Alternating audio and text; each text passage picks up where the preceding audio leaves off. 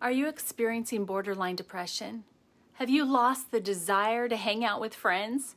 Has your creativity left you struggling to come up with any new ideas?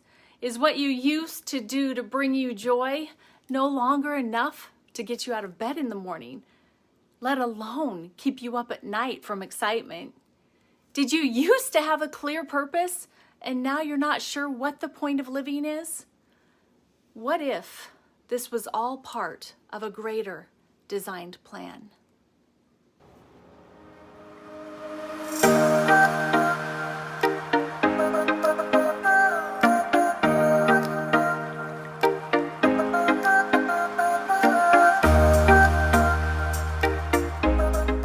Hi there, maturing ladies. My name is Marci Nettles, your over 50 friend that is willing to talk about all of it with a desire to give you hope of entering and navigating the best years of your life. Not alone, together with others just like you. Women that are older than you, women that may be your same age, and even younger ladies. We are women that want to be and do more, find our purposes, and have fun doing it. Today, we're going to talk about purpose and what may have been happening that has had you thinking you lost yours. Have you ever felt like there's a fog in your brain, a bottomless pit in your free time, and a growing distance between you and the people you care about? Yeah, me too sometimes. In today's world, with all the amazing technology and social media, it's getting easy to get sucked in and wonder where our purpose went flying off to, especially as our identities are changing so much as maturing ladies. Now, I'm not saying technology is inherently bad. Think about it. We can connect with loved ones across the globe, which is so important as our kids have grown and have spread their wings. We can learn new things in seconds and even order groceries without pants on. Okay, don't judge me. If you haven't tried it yet, ordering groceries online frees up so much time. Yet there's a sneaky side to this digital world, and it can be like a mischievous gremlin messing with our focus and goals. Here's the thing. We know there's a force out there that thrives on distraction. He is a master of mind games who wants to keep us from fulfilling our true potential. His main goals are to kill, steal, and destroy the hopes, dreams, and purpose of God's people. The Bible calls him Satan. And while it might sound a little out there, there are some ways technology and social media can act like his little helpers, stealing our purpose piece by piece. You may be wondering why I'm sharing on this topic right now. Well, it has been very personal in our home recently, where my husband and I have been having conversations where he felt he had been on a cruise control for several months and had lost so much time. As we talked, we both felt it was an attack of the enemy, or Satan, and that social media reels especially had been a tool that had been used to steal his time, passion, and even his creativity. During this conversation, we talked about many things, and I'm going to share 4 of them with you right now with tips and ideas on how you can take back control and regain your purpose. The first one is the addiction and comparison traps.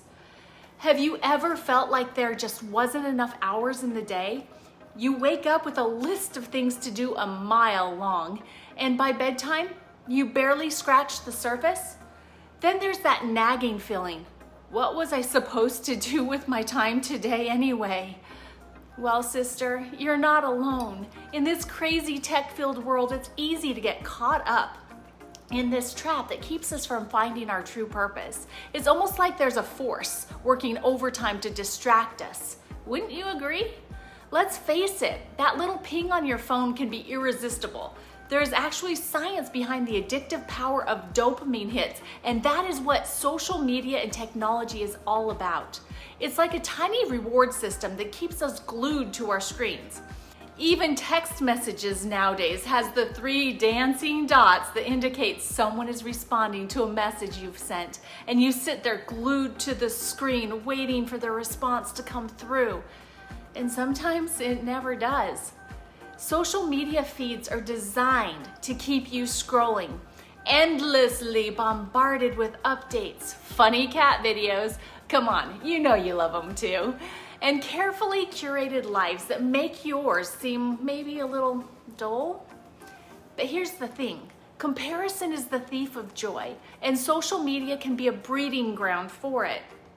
Before you know it, you spent an hour lost in the online world, feeling like your purpose is to achieve that perfectly staged photo. Then when you finally feel like you got the perfect shot, you only get one like and you're left feeling defeated. This is another plan of the enemy that has you feeling like you can't do anything right. The Bible tells us in 1 Corinthians chapter 10, verse 23, that everything is permissible, but not everything is beneficial. Just because you can spend hours online doesn't mean it's helping you reach your full potential. It can actually be stealing it. The Bible also talks about avoiding things that control us. 1 Corinthians chapter 6, verse 12 says, "All things are lawful for me, but I will not be brought under the power of any." Technology should not be our master. It's a tool we use. Here's a battle plan for the addiction and comparison attacks. First, be mindful. Notice how you feel after spending time online. Are you energized or drained? Second, set boundaries. Decide on specific times to check social media and stick to them. Maybe it's just in the morning and evening, not every 5 minutes. And the third, find alternatives. If you pick up your phone when you're feeling bored, grab a book, call a friend, or go for a walk. Try something new. In this quest to take back your life from technology, you may find your true passion and purpose again. There's a whole world out there waiting for you to discover it. Now, the second thing I wanted to share is technology as a time thief. Remember that to-do list we mentioned? Technology can swallow chunks of your day whole. Just a quick check of emails turns into replying to endless threads. That educational YouTube video spirals into a documentary marathon, and suddenly dinner time snuck up on you. Yep, technology can be a major time thief. The Bible reminds us that our days are numbered in Psalms 90, verse 12. Each day is a precious gift, and we shouldn't waste it mindlessly scrolling. Here's 3 ways you can take control of your time back. First, track your tech time. There are apps that can help you see how much time you spend online. Knowledge is power. Second, embrace JOMO. Yes, JOMO. You may be asking what in the heck that is. Well, I am sure you have heard of FOMO, the fear of missing out. Well, this is the opposite. It is the joy of missing out. You must know that you don't have to be at every online event or see every post. Focus on what truly brings you joy, not fleeting social media trends like in the comments. And the third, schedule your purpose time. Just like you'd schedule a work meeting, schedule time to focus on your goals, dreams, and drawing near to God, saving time to hear from Him. The third thing my husband and I were talking about was how our minds can be turned to mind mush by technology. It's a real thing. The constant information overload can leave our brains feeling like mush. It's hard to focus on anything meaningful when bombarded with a million different stimuli. The Bible encourages us to guard our hearts and our minds in Proverbs 4:23. Technology shouldn't be turning our brains to mush.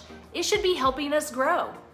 The Bible also encourages us to focus on things that are true, noble, right, pure, lovely, admirable, excellent, and praiseworthy in Philippians chapter 4, verse 8. Instead of passively consuming online content, we need time to actively cultivate our minds with things that will help us grow and discover our purpose. So here's a few ideas to help keep your mind sharp. First, curate your content. Follow and engage with things that inspire, educate, and uplift you. Don't get stuck in scroll holes. Second, Take breaks. Give your brain some breathing room. Disconnect and recharge. This could be hours during the day or even weeks in the month. Whatever it takes to train your brain on what is true, noble, right, pure, lovely, admirable, excellent, and praiseworthy. And then 3, read books. Reading allows for deeper thinking and focus, something scrolling quickly through feeds doesn't offer. Specifically, take some of the time you have, up until now, spent on technology and dedicate it to time reading God's Word, the Bible. That is where you will receive a true renewing of your mind. Now, the 4th area I'm going to share from the conversation with my husband is how tech can be damaging to your relationships. Technology can be a great way to connect with people, but it can also put a damper on real life relationships. Think about it. How often do you have a conversation where someone's glued to their phone, barely acknowledging you? How does that make you feel? Well, I personally feel ashamed to admit that I have been the one guilty of this behavior on more than one account. Technology can steal our focus away from those that matter most to us. Genuine connection requires presence, eye contact, and truly listening, which we cannot do if we are double-minded. The Bible emphasizes the importance of love and fellowship. In 1 John chapter 4, verse 7, it says, "Beloved, let us love one another, for love is of God, and everyone who loves is born of God and knows God." Spending quality time with loved ones face to face nourishes our souls and helps us connect on a deeper level. This is where true purpose can be discovered, in the give and take of real relationships. So what's the antidote to this purpose-killing trap? Start with these 5 tips. First, be mindful. Take a step back and honestly assess how technology is impacting your life. Are you using it as a tool, or is it using you? 2, set boundaries. Carve out tech-free zones in your day. Silence notifications. Put your phone away during meals and schedule specific times to check emails and social media. The 3rd, focus on quality. Seek out content that inspires, uplifts, and challenges you. Use technology to learn new skills, connect with like-minded people, and explore your passions. 4th, plan tech-free activities. Go for a hike, have a game night, or simply chat over coffee or a mocktail. And then 5th, nurture real connections. Prioritize face-to-face interactions with loved ones. Put down the phone, make eye contact, and have real conversations. You will be surprised how quickly you will be validated for the choices you are making. The Bible is full of verses reminding us that we were created with a purpose. We are designed to love God and love others, as it says in Matthew 22, verses 37 to 39. Fulfilling that purpose might involve helping others, pursuing your passions, or simply making a positive difference in the world. Here are some tips for staying focused on your purpose. First, pray and reflect. Ask God to guide you on your journey. He is trustworthy and will never steer you wrong. Second, discover your strengths and passions. What are you good at? What gets you excited? Do more of those things. Third, take action. Don't wait for the time to be perfect. Get going today and allow yourself grace to improve. Remember, my sister, your purpose is far greater than the latest online trend. By taking control of your technology use, focusing on what truly matters, and nurturing your spirit, you'll be well on your way to discovering and fulfilling the amazing things you were created to do. Taking the power away from the one that has been trying to destroy you. Hey, if you ever feel discouraged, remember the words of Joshua in chapter 1, verse 9, that says, "Have I not commanded you? Be strong and of good courage. Do not be afraid, nor be dismayed, for the Lord your God is with you wherever you go." God bless you, and remember, I love you and God loves you. You are enough because you are, and the great purpose that has been placed on your life is yours to claim.